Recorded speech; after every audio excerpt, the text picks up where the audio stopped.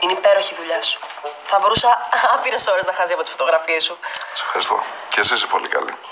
Σιγά, μπροστά σου είμαι άσχετη. Όχι, δεν είναι έτσι. Έχεις πολύ ταλέντο. Το έχεις έμφυτο. Λίγο να προσέξεις την επεξεργασία και το καδράρισμα και θα απογειωθείς. Θα μου δίνεις και συμβουλές. Εννοείται.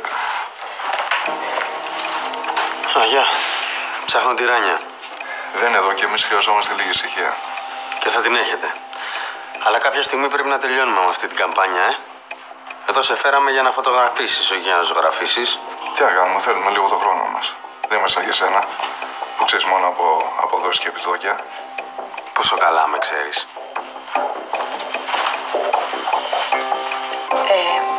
Είναι λίγο περίεργο το κλίμα ανάμεσά σας ή κάνω λάθος? Έχει γίνει κάτι? Ναι, δυστυχώς πριν χρόνια. Α, δεν ήξερα ότι γνωρίζεστε από παλιά.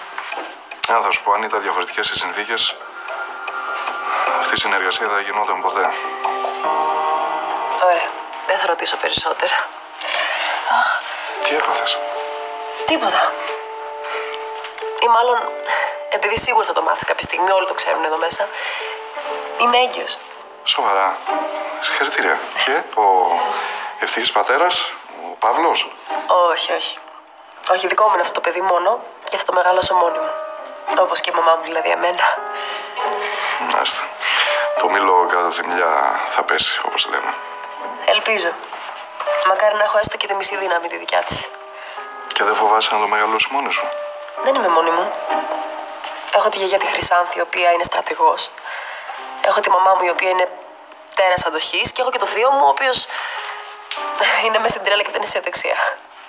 Αλλά το παιδί χρειάζεται και τον πατέρα του. Ίσως. Βέβαια και εγώ χωρίς μπαμπά μεγάλωσα.